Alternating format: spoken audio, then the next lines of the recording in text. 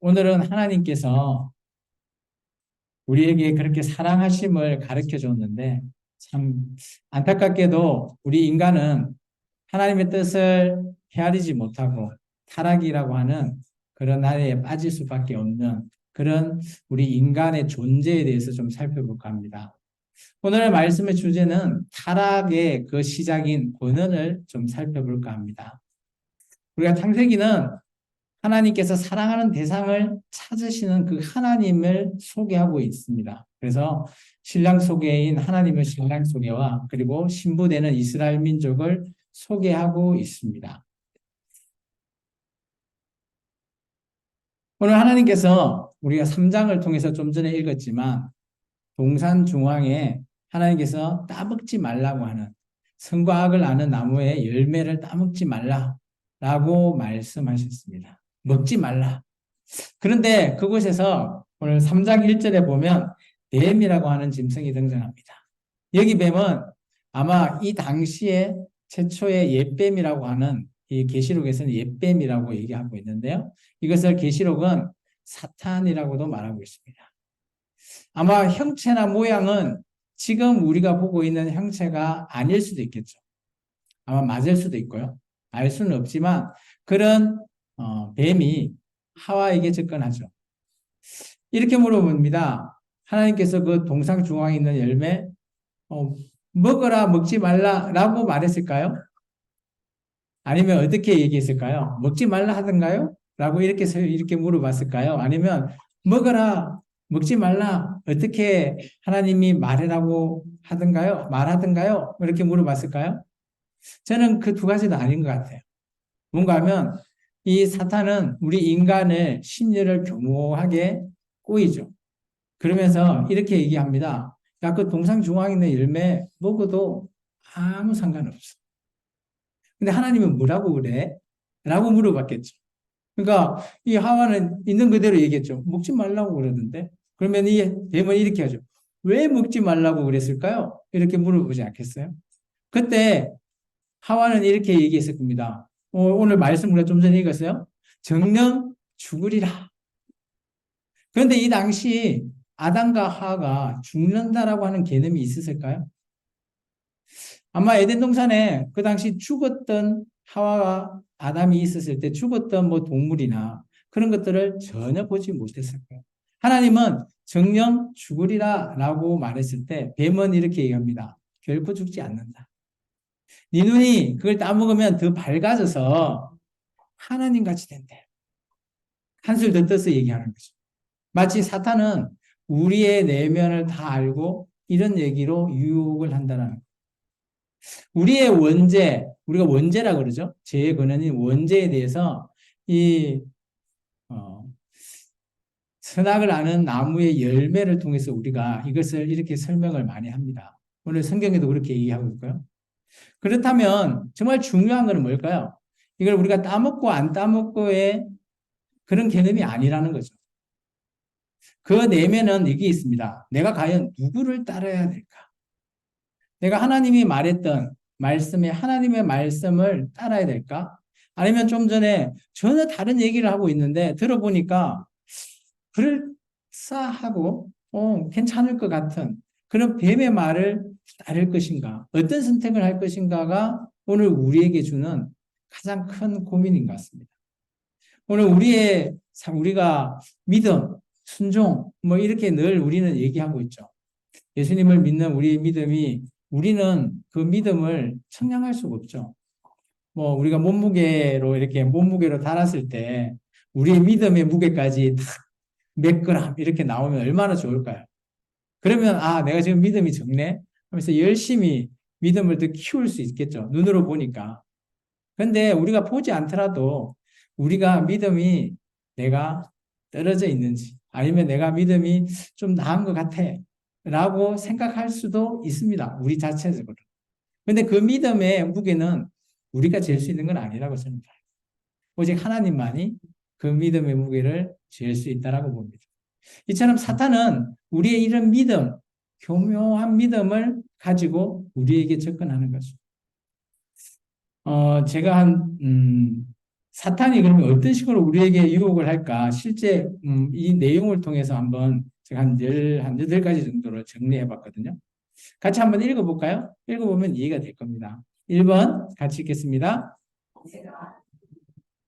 네가 하나님이 되라. 2번요.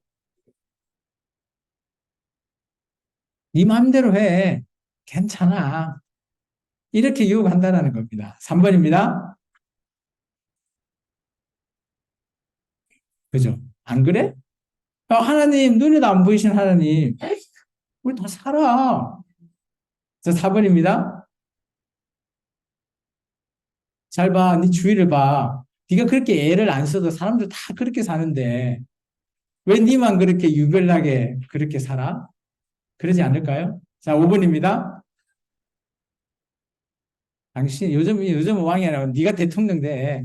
네가 하면 할 수 있어. 이렇게 유혹하지 않을까요? 6번입니다. 네 마음껏 불만, 불평 해라는 거야. 막 쏟아부어 봐. 마치 요즘 이제 뭐 이런 뭐 심리학인가요? 그런 쪽에서 보면 우리의 화, 뭐 분노, 뭐 이런 것에 대해서 뭐 연구를 하고 한다라고 합니다. 그래서 모든 걸 다 쏟아내면 이제 이게 마음이 안정이 되고 뭐 그런 형태의 학문을 또 얘기하는데 뭐 그렇게 쏟아내고 난다고 그게 영원히 지속이 될까요? 아니라고 봅니다. 7번째입니다. 그죠? 일단 내가 잘 되고 봐야지. 자, 8번째입니다. 이거 하나 챙긴다고 무슨 큰 죄야. 그죠? 그거 한번 배워 먹는다고. 그게 뭔 죄야. 우리 이렇게 하면 우리가 왜 선악과를 따먹게 했지? 거꾸로 생각하죠. 하나님이 왜 그러면 동산조항에 그 선악과 나무 없애버리지? 왜 이걸 만들어서 따먹게 하는 것 뻔히 아시면서 그렇게 만들었을까? 그런 궁금증도 있죠. 하나님은 따먹고 안 따먹고의 중요성이 아니에요. 이거는 하나님의 말씀을 제대로 순종하냐, 불순종하냐의 뜻이라는 거죠. 그 선악과 나무가 없더라도 다른 걸 가지고도 충분히 그런 걸 다 하실 수 있어요. 그렇기 때문에 우리가 그런 쪽 생각은 하지 마시라는 거예요. 그거는 사탄이 주는 유혹입니다. 자, 8번째, 9번째입니다. 오늘은 놀고 내일부터 하자. 이거에 뭐 유명한 그런 뭐죠? 비유적인 이런 일화들이 있습니다. 어, 한 번은 그런 예화를 좀 들면 사탄들끼리 막 모여서 회의를 했다고 합니다.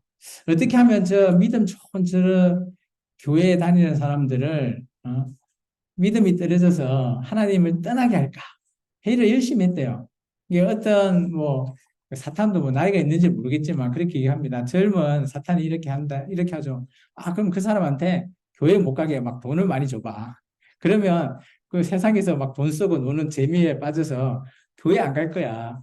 또 다른 사람은 저 사람이 건강하게 해줘봐. 그래 여러 가지 의견이 나왔답니다. 근데 나이가 좀 많이 든 그죠? 사탄이 이런 말을 했답니다. 다 필요 없어. 그냥 어, 모든 것들 오늘만 해. 내일 모든 것들 일할 건 내일부터 해라고만 해. 그러면 오늘 열심히 놀고 네 예배 드리는 것도 내일 하면 되지. 내일 이렇게 얘기했답니다. 이처럼 사탄은 우리가 하고자 하는 이게 지금 하고자 하는 것을 미루게 하는 그런 부분들도 있는가 봐요. 10번째입니다. 같이 읽겠습니다. 이거는 이제 좀 비하하면서 조금 우리의 자존심을 긁으면서 하는 말이죠. 11번째입니다. 그죠? 의인이 고난을 받는 그런 상황에 처했을 때 이런 얘기를 탁 하겠죠. 12번째입니다.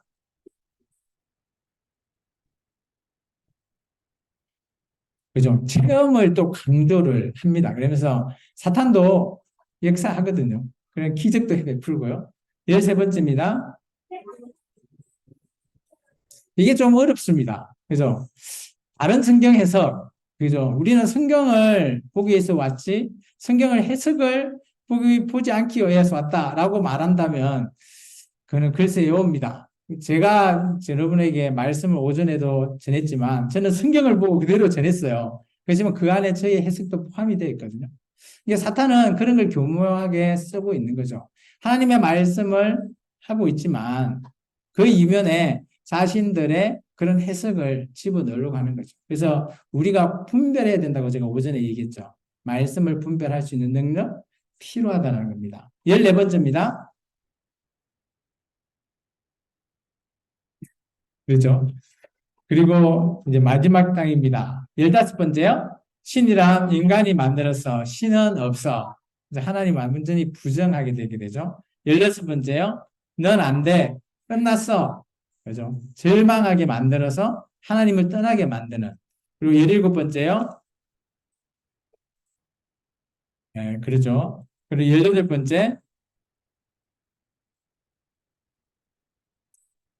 하나님의 진리를 우리가 사모하고 진리대로 우리가 살기 위해서는 그 방법이 어렵더라도 우리가 쉬운 것을 택하면 안 된다고 그냥 보여집니다. 이게 사탄의 유혹이라고 해서 제가 한 18가지를 얘기했는데 뭐 우리가 쉽게 접해볼 수 있는 그런 얘기 중에 하나입니다. 우리의 자존심도 건들고요. 우리를 향한 신앙을 무너지게 만드는 그런 얘기죠. 그래서 우리는 한결같은 믿음의 신앙, 그런 인내의 신앙을 우리가 겪기 위해서는 그러면 이런 것들을 다 분별할 수 있어야 되고, 이런 것들을 우리의 믿음이라고 하는 그 잣대에서 정확하게 지어서 이런 모든 것들을 우리가, 그죠, 하지 않는 그런 자가 되어야 될 줄 믿습니다. 어, 계속해서 보면 이제 뱀에 대해서 좀 우리가 생각을 좀 해봐야 돼요. 왜냐하면 이 창세기 3장 14절의 내용을 우리가 성경책 찾았죠? 14절의 내용을 같이 한번 읽어볼까요? 창세기 3장 14절의 내용입니다. 같이 읽겠습니다. 여호와 하나님이 뱀에게 이르시되 내가 이렇게 하였으니 내가 모든 가축들 들의 모든 짐승보다 더욱 저주를 받아 배로 다니고 살아있는 동안 흙을 먹을지니라. 아멘. 하나님께서 정리하실 때 저주라고 하는 것을 내립니다. 그때 뱀에게 내린 저주예요. 그래서 제가 아까 뱀의 첫 모습은 우리가 보고 있는 모습이 아닐 수도 있겠다라는 얘기가 뭔가 하면 저주를 받고 난 이후에 배로 땅을 기게 하게끔 하나님이 저주를 하신 거거든요. 그전에도 그렇게 했는지 안 했는지는 알 수 없지만 어쨌든 간에 저주를 받고 나서 뱀은 배로 땅을 가는 거 맞죠. 근데 또 다른 내용이 있습니다. 흙을 먹는데요. 여러분 뱀이 흙을 먹는 장면 보셨나요? 그리고 이 뱀이 이렇게 흙을 먹는 부분에 대해서 미가서 7장 17절에 이렇게 얘기합니다. 제가 읽어드릴게요. 그들이 뱀처럼 티끌을 핥으며 땅에 기는 벌레처럼 떨며 그 좁은 구덩이에 나와 두루한대요. 이게 뱀이 티끌을 핥는데요. 이게 먹는다라는 게 땅에 있는 흙을 핥는 것도 먹는다라는 거죠. 그리고 이사야서 65장 25절에는 이렇게 돼요. 천년왕국대의 모습이거든요. 이리와 어린 양이 함께 먹을 것이요 사자가 소처럼 짚을 먹으시며 뱀이 흙을 양식으로 삼을 것이다. 그래서 이것이 뱀이 흙을 먹는 게 비유 아니냐 그렇게 얘기를 합니다. 그러면서 이걸 통해서 이단들은 이 뱀이 흙 먹는 것 이런 것을 가지고 신천지들은 그죠 악한 목자 뭐 이렇게 하면서 그러면 흙이 뭐냐라고 하면서 교회 목회자들이다라고 하면서 그렇게 지금 신천지는 이렇게 가르친다라고 합니다. 저도 이제 이단 거기서 들어서 대충 들어서 아는데 그러면 뱀이 과연 흙을 먹을까? 근데 실제적으로 뱀이 흙을 먹는지는 않지만 흙에 대해서 그죠? 이게 흙을 시로를 채취는 한답니다. 혹시 뱀이 여러분 빨리 가는 뱀만 혹시 보셨나요? 아니면 뱀이 평상시 모습 보면 천천히 땅을 기어가는 뱀을 보지 않았어요? 그러면서 혀를 날름날름 내면서 땅을 콕콕콕 찍는 이런 뱀의 모습 혹시 본 적 있나요? 제가 이걸 동영상을 찾아봤는데 없어서 지금 제가 말로 하는 거예요. 근데 이게 실제 뱀은 그죠? 눈은 안 보이잖아요. 그리고 그 우리 적외선을 통해서 그 대상을 감지하죠. 체온이나 이런 걸 가지고. 근데 뱀이 평상시 길을 갈 때 눈이 안 보이니까 어떻게 가야 될지 몰라서 이게 적이 나타나면 막 출애랑 치고 도망은 가는데 평상시 갈 때의 모습에 뱀이 해를 날려내면서 땅을 이렇게 시로를 채취한답니다. 그리고 그 시로를 통해서 걔가 길을 간대요. 참 놀랍죠? 이거는 이제 그 과학적인 이런 채널에서 얘기하더라고요. 제가 동영상을 못 찾아봤는데. 그래서 그 뱀이 시로를 채취하는 그 기간이 야콥슨 기간이라고 합니다. 그래서 실제 지금 현재 2023년에 뱀들 있죠. 산에 가면 뱀이 실제 땅의 흙을 먹진 않지만 시료를 채취는 한다. 이렇게 보시면 나중에 이단들이 말하고 있는 뱀, 악한 목자, 교회의 목사, 이렇게 비유하면서 흙은 양식해서 말씀을 믿긴다, 나쁜 양식을 믿긴다 이런 행태로 그들은 비유를 얘기하거든요. 근데 이게 비유가 아니라고 얘기를 하면 좀 충분히 그런 이단에 대해서 우리가 벗어날 수 있다고 봅니다. 그리고 이제는 하나님이 사랑하심의 증거를 말하고 있어요. 그런 에덴 동산에서 선악과를 따먹고 난 이후에 하나님께서는 저주를 하는데 인간에게는 저주하지 않으십니다. 저주를 하는데 아까 좀 전에 짐승, 뱀한테 했죠. 그리고 땅에게 저주를 합니다. 땅에 뭐 엉겅퀴가 생겨서 힘들게 만드는 거죠. 그리고 인간에게는 하나님께서 이제 눈이 밝아져서 이전에는 아담과 하와가 함께 있었어도 벗은 몸이 있었어도 부끄럽지가 않았는데 눈이 밝아져서 부끄러움을 알게 된 거죠. 그런 말미암아 하나님께서 가죽옷을 지었다라고 3장 21절에 이렇게 얘기되어 있습니다. 그죠? 어, 3장 21절에 여호와 하나님이 아담과 그의 아내를 위하여 가죽옷을 지어 입히시니라. 그러면 잘 한번 생각해 보십시오. 아담과 하와는 죽음을 경험한 적이 없죠. 근데 가죽옷이라고 하면 이 가죽은 뭐죠? 동물의 가죽이죠. 아마 비로소 그때 죽음이 어떤 것이라는 것에 대해서 아담과 하와가 간접으로 체험을 했을 거예요. 동물의 죽는 모습을 보셨겠죠. 그리고 그 가죽옷을 통해서 그들에게 옷을 입히시거든요. 뭐 이럴 수도 있죠. 하나님이 가죽옷 나와라 짠 해가지고 입힐 수도 있겠지만 저는 그렇게 보지 않아요. 왜냐하면 하나님께서 정령 죽는다라고 하는 죽음을 아마 보여주셨을 거라고 봅니다. 이것 또한 하나님께서 아담과 하와를 사랑했다는 증거죠. 그리고 동산을서 추방시킵니다. 왜 그런가 하면 3장 23절에 보면 여호와 하나님이 에덴 동산에서 그들을 내보내고 그의 근원이 된 땅을 갈게 하셨다. 왜냐하면 죄를 지었잖아요. 지은 상태에서 그곳에 있는 생명나무 열매를 먹게 되면 영원히 이 죄의 굴레를 벗어날 수가 없는 겁니다. 그래서 하나님께서 에덴 동산을 쫓아낸 이유는 그렇죠? 하나님께서 다시 한번 인간에게 기회를 주시는 거죠. 그렇죠? 그게 뭔가 하면 자녀를 통해서 하나님을 알아가고 하나님과 함께 할 수 있는 기회를 부여해 주는 겁니다. 그것이 사랑하심이죠. 그래서 마지막 우리가 요한계시록에 가보면 마지막 하나님의 혼인잔치에 들어간 자는 이 생명나무 열매를 먹는다거든요. 그때는 죄 없는 몸으로 생명나무 열매를 먹고 영원히 하나님과 영생한다라는 거예요. 이게 지금은 우리가 지금 생명나무 열매를 먹으면 어떻게 된다고요? 죄의 몸으로 영원히 있는 거니까 그것이 어딜까요? 계시록에 말하면 불못, 우리가 늘 얘기하는 치욕 아닐까요? 이게 하나님은 치욕까지 못하게 동산에서 추방시킵니다. 그리고 하나님께서 자녀를 통해서 그 기회를 계속 대물림을 통해서 우리에게 기회를 주셨습니다. 그래서 우리가 요즘은 우리나라 출산율이 너무 적죠. 너무 안타까워요. 왜냐하면 우리가 하나님의 뜻대로 산다면 자녀를 결혼하시고 자녀를 낳아야 돼요.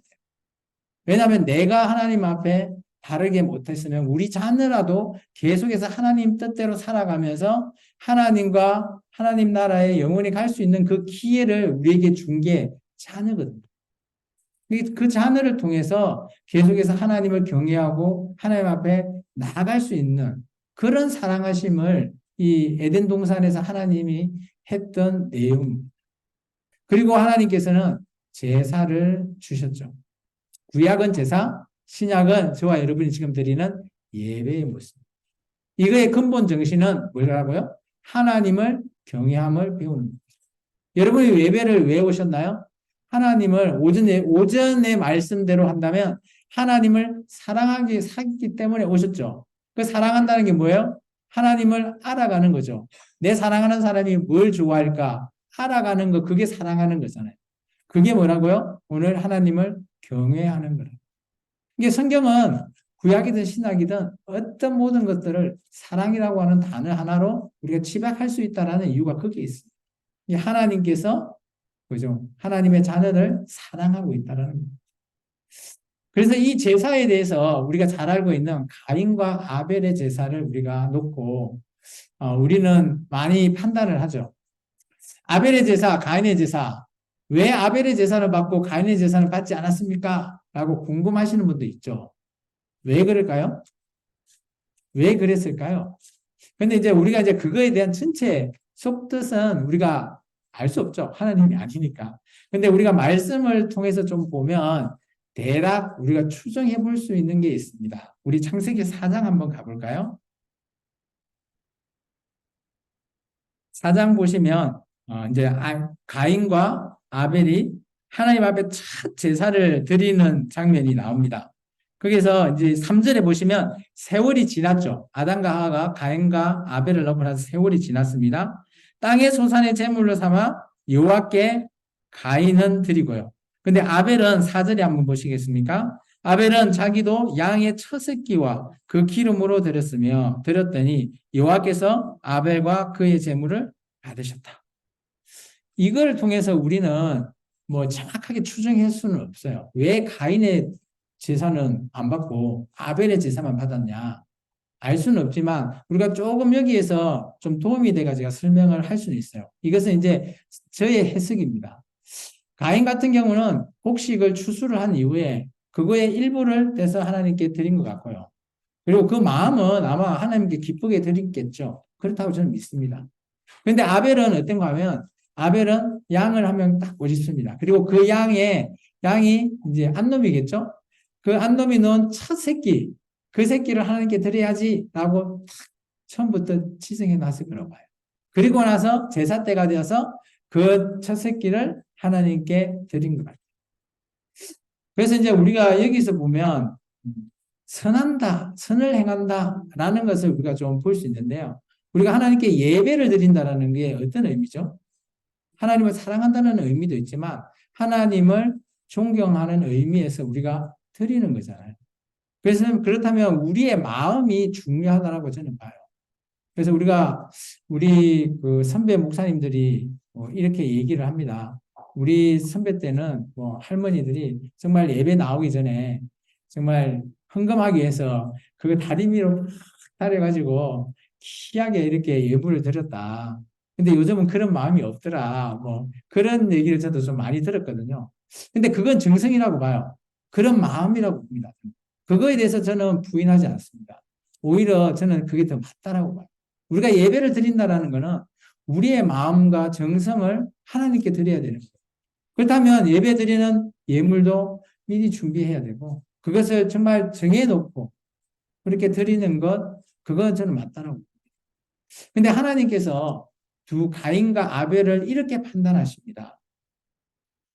아벨에 대해서는 바라보신다라는 뜻을 가지고 있고요. 가인에게는 외면하신다라는 뜻을 가지고 있어요. 이게 뭔가 하면 하나님께서 받는다, 받지 않는다의 뜻이 이렇다는 거죠. 하나님께서 가인이 드린 제사와 그 제물은 받지 않았다. 그것을 우리식으로 표현하면 외면했다. 근데 그에 반해서 아벨은 그 제사를 받았다라는 것은 받는다라는 게 하나님이 기쁘게 바라보신다. 이게 뭔 단어라겠죠? 오전에 토브. 하나님 보시기에 좋았더라. 이게 하나님 보시기에 좋은 그런 예배, 그런 예물 하나님이 받으신다는 거예요. 그래서 우리가 예배를 드리는 게 그저 나와 드리고 그저 습관적으로 드리는 것 하나님은 외면하신다. 하나님이 그러면 좋았더라 바라보시는 것은 우리의 마음이라는 거죠. 그런 의미에서 가인과 아벨의 제사를 우리는 바라보셔야 된다. 그리고 우리의 예배도 그게 맞춰서 적용해 보는 것이 맞지 않나 저는 그렇게 생각합니다. 그러면서 하나님께서는 이 죄에 대해서 이렇게 말씀하십니다. 창세기 4장 7절입니다. 같이 한번 읽어볼까요? 앞에 화면도 있습니다. 선을 행하지 아니하면 죄가 문을 엎드러 있느니라. 제가 너를 원하나 너는 죄를 다스릴지니라. 여기서 이제 죄가 너를 원한다라는 표현을 제가 이런 식으로 해석을 좀 바꿔봤어요. 죄의 소원은 내게 있으나 너는 뭐 해라고요? 죄를 다스려야 된다. 우리 안에는 언제나 죄라고 하는 존재. 근데 우리가 이 죄를 우리는 벗어날 길은 없어요. 물론 바울은 로마서를 통해서 예수 그리스도로 말미암아 우리가 벗어날 수 있는 길을 제시는 하셨거든요. 그런데 그것조차도 우리가 다스리지 않으면 이 죄를 벗어날 수 있는 길이 없다라는 거예요. 그래서 다스린다라는 표현이 우리 자체들이 우리가 그 죄에 대해서 예수 그리스도를 통한 우리의 사랑하심을 우리가 증거로 증인된 자로 드러내야 된다라는 거죠. 그게 우리가 죄를 다스린다라는 표현입니다. 그래서 창세기에는 인간이 가는 두 길을 우리에게 늘 보여줍니다. 첫 번째는 아벨의 길. 아벨이 죽고 나서 다시 아들을 낳았을 때 셋이라 그러죠.